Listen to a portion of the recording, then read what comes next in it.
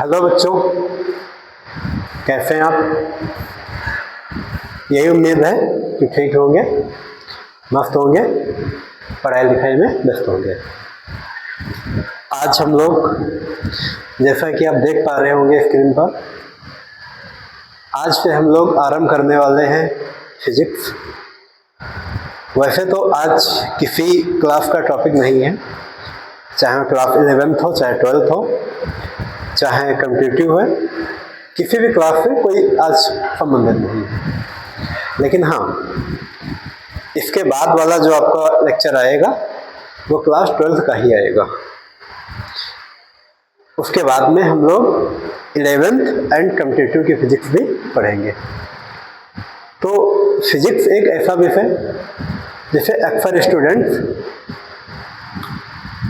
बहुत कठिन मानते हैं और अक्सर स्टूडेंट कहते हैं बहुत आसान है। अब बात ये समझ में नहीं आती है, अगर कठिन है तो कुछ लोग इसके प्रोफेसर बने के घूम रहे हैं, अगर आसान है तो हर किसी को आती काहे नहीं। तो इस संबंध में हमारे एक टीचर बहुत अच्छी बात कहा करते थे कि बेटा, आसान वही है जो आपको समझ में आ गया और कठिन वही है जो आपको समझ में नहीं आया। तो इसीलिए फिजिक्स को आप ना ही तो कठिन मानिए और ना ही तो आसान मानिए। अगर फिजिक्स को समझ लिया तो बहुत आसान है और नहीं समझ पाया तो बहुत ही कठिन है। तो आइए देखते हैं फिजिक्स के तरफ। तो जो फिजिक्स है यह एक विज्ञान का हिस्सा है। विज्ञान का मतलब यह एक साइंस का हिस्सा है। विज्ञान जो है, आपको जब क्लास 10th में हमने पढ़ाई थी, अगर आपने विज्ञान के बारे में अभी तक नहीं पढ़ा है तो आप क्लास 10th का वीडियो जाकर के देख सकते हो, प्लेलिस्ट में मिल जाएगा।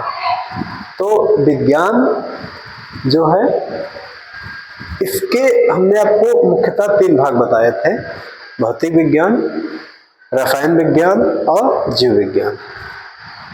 तो इसी का भाग 1 है भौतिक विज्ञान। तो देखिए बच्चों, यहां पर जो है भौतिक विज्ञान या भौतिकी, यह जो है एक लैटिन भाषा के द्वारा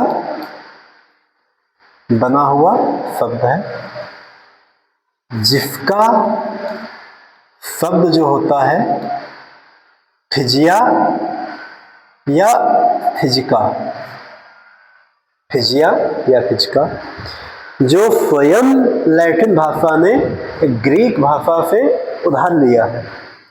अर्थात यह शब्द भी लैटिन भाषा का ना होकर के किसका है? ग्रीक भाषा का है। तो फिजिक्स जो है किस शब्द से मिलकर, किस शब्द से उत्पन्न हुआ है? फिजिका नामक शब्द से,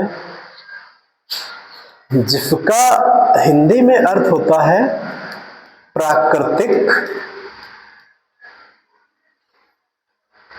प्राकृतिक घटनाएं, अर्थात कह सकते हैं नेचुरल इवेंट्स।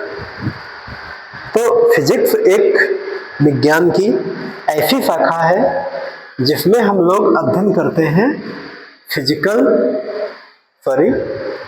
भौतिक घटनाएं या प्राकृतिक घटनाएं या नेचुरल घटनाओं का। जैसे अगर प्राकृतिक घटना एक जैसे हमने ले ली आंधी आना। अब आंधी हम लोग तो ला नहीं सकते हैं, आंधी कौन लाएगा? प्रकृति के द्वारा आंधी आती है। तो इसका अध्ययन हमको कहाँ करने को मिलेगा? फिजिक्स में मिलेगा। तो इसीलिए इसमें क्या है? प्राकृतिक घटना हो गई। कौन? फिजिक्स। आंधी आना, बरसात का होना, बरसात का होना। तो बर्फात का होना बच्चों क्या है? यह भी एक प्रकार की भौतिक घटना है, यह भी एक प्रकार की प्राकृतिक घटना है। जो भौतिक घटना है वह प्राकृतिक घटना अगर है तो उसका अध्ययन हम लोग किसमें करेंगे? फिजिक्स में। तो विज्ञान की एक ऐसी शाखा जिसमें भौतिक घटनाओं या प्राकृतिक घटनाओं का अध्ययन करते हैं, उसे हम लोग भौतिक विज्ञान कहते हैं। भौतिक विज्ञान एक बड़ी ही एक रुचिकर विषय है। फिजिक्स को अगर आप सीखते हो तो आप दुनिया का कोई भी काम अगर कर रहे हो वह भी आपको फिजिक्स बताएगी ऐसा हुआ कैसे। जैसे अगर हम ऐसे सीधे खड़े, हम ऐसे बहुत ज़्यादा समय तक नहीं खड़े हो सकते। अक्सर हम लोग खड़े होते हैं तो हम लोग कभी ऐसे खड़े हो जाते हैं एक पैर पर, फिर ऐसे बदल देते हैं। तो फिजिक्स यह भी आपको बताएगी आप ऐसे क्यों हुए भाई। अगर जब हम ऊंचाइयों की तरफ चढ़ते हैं, मान के चलो आप फर्श से छत पर जा रहे हो सीढ़ियों के द्वारा, तो सीढ़ियों के द्वारा जाते हैं तो हम आगे की ओर ऐसे झुक जाते हैं। तो फिजिक्स यह भी आपको बताएगी अब भाई आगे झुके का है, सीधे का ही नहीं जा सकते थे। जब हम फर्श से छत पर जाएंगे और छत से जब नीचे आएंगे तो हम लोग कभी सीधे होकर आते हैं, तब तो नहीं झुकते हैं। क्यों नहीं झुकते हैं? इसका रीजन बताएगी कौन? फिजिक्स। जब हम एक हाथ में बाल्टी में पानी भर के और ऐसे चलते हैं तो दूसरी ओर झुक जाते हैं, फिजिक्स बताएगी आप झुके भैया क्यों, आपको जरूरत क्यों पड़ी। तो ऐसा कोई काम नहीं है जिसमें फिजिक्स आपको बताए ना कि ऐसा क्यों हुआ।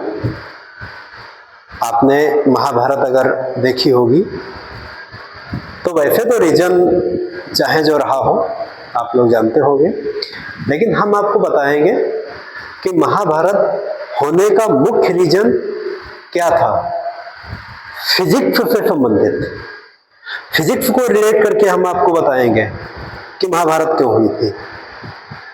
अगर उन्होंने फिजिक्स अगर पढ़ी होती तो शायद ऐसा ना होता। तो आइए देखते हैं। फिजिक्स बड़ा ही इंटरेस्टिंग सब्जेक्ट है। बताओ, हर चीज की ये जानकारी आपको बताएगा।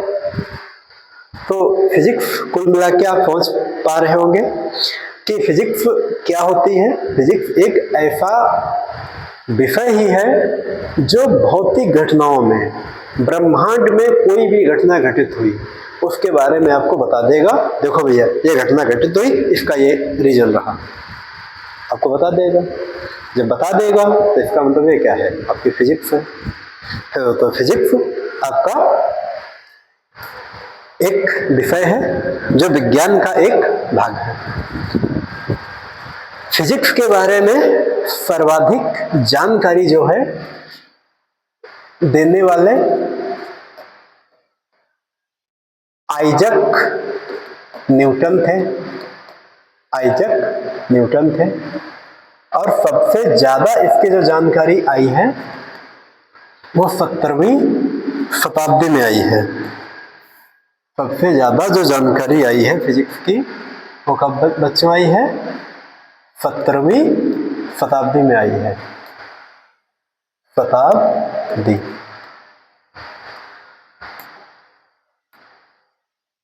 सत्तरवीं शताब्दी में आई है, क्योंकि उसी समय हमारे न्यूटन बाबा लगातार अध्ययन कर रहे थे फिजिक्स पर। तो सबसे ज़्यादा इन्होंने ही उस टाइम पर फिजिक्स के बारे में बताया, एक विषय बना दिया जिसको आज हम लोग पढ़ रहे हैं, आप वीडियो देख रहे हो और हम आपको बता रहे हैं। हमने भी किसी से पढ़ा था, उन्होंने किसी से भी पढ़ा था, लगातार ये प्रोसेस चल रही है। तो फिजिक्स के बारे में सबसे ज़्यादा बताने वाले उस समय पर कौन थे? आइजक न्यूटन थे। आइजक न्यूटन थे, इसीलिए इनको फिजिक्स का पापा कहते हैं। ठीक बच्चों।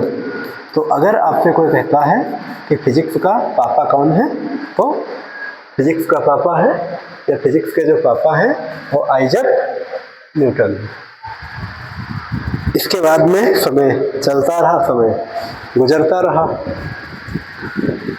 समय चलता रहा, समय गुजरता रहा, और लगभग 300 सालों बाद में हमारी आती है 20वीं शताब्दी। और 20वीं शताब्दी जब आती है तो एक वैज्ञानिक और यहाँ पर अपने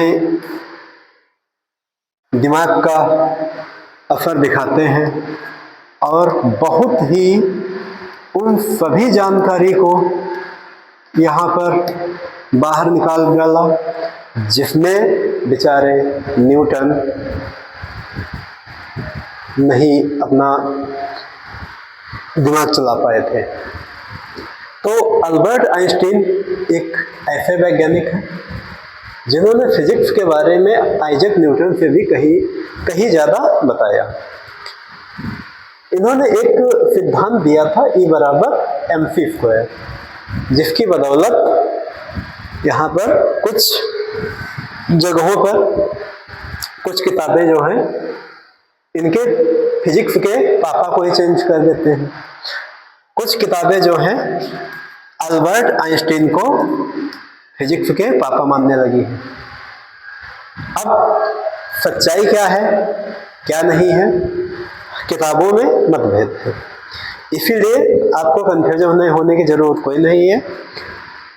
आइजैक न्यूटन चाहे पापा हो चाहे अल्बर्ट आइंस्टीन पापा हो, तो कुल मिला के जो प्रेजेंट टाइम में जो फिजिक्स है उसके बारे में सबसे ज़्यादा अल्बर्ट आइंस्टीन के ही सिद्धांत प्रचलित हैं।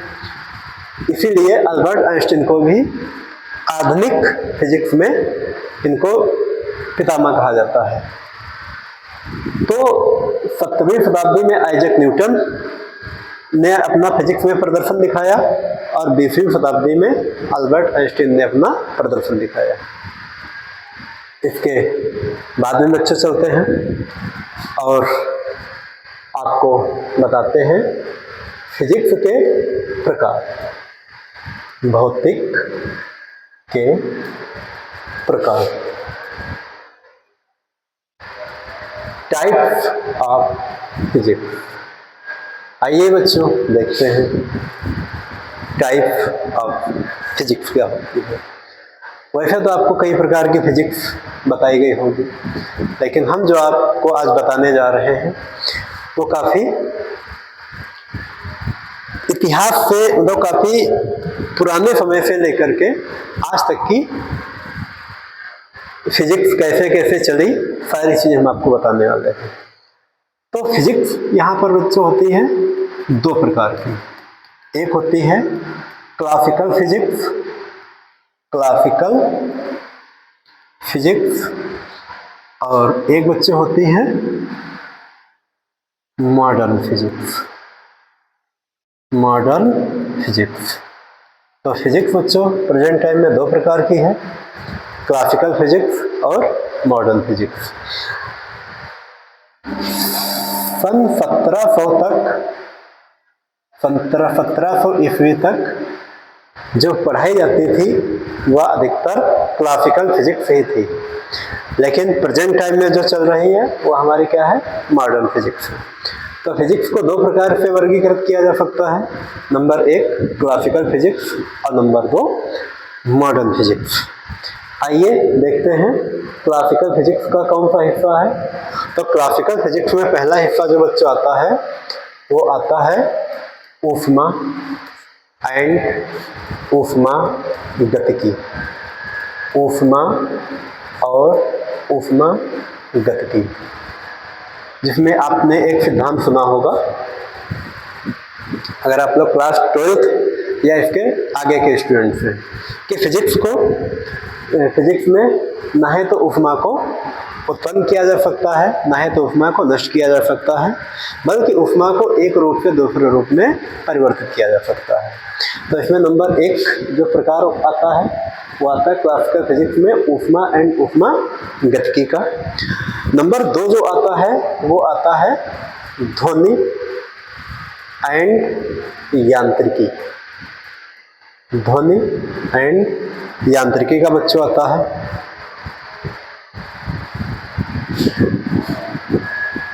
सॉरी बच्चों, थोड़ा सा गलत हो रहा है। ध्वनि और तरंग का बच्चों आता है।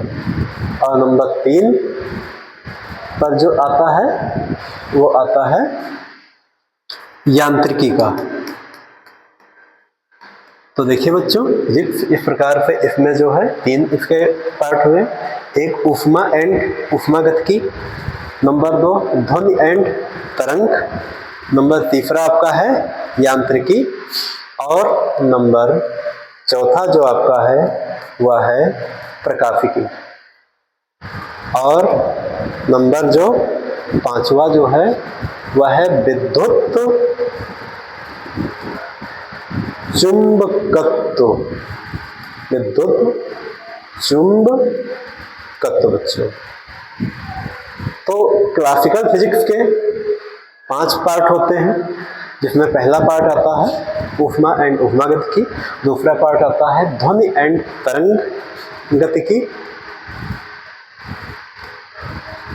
तीसरा आता है यांत्रिकी, चौथा आता है प्रकाशिकी, और 5वां बच्चों आता है विद्युत चुंबकत्व। वही जब बात अगर हम करते हैं मॉडर्न फिजिक्स के अंतर्गत, तो इसमें पहली जो आती है बच्चों आती है क्वांटम भौतिकी, क्वांटम फिजिक्स। नंबर 2 पर आती है परमाणु भौतिकी। तो नंबर 1 पर बच्चों इसमें जो आती है वो आपकी है क्वांटम फिजिक्स, और नंबर 2 पर जो है वो हमारे क्या आती है परमाणु भौतिकी। अगले जो इसमें जो बच्चे होती हैं वो आपकी होती है विश्व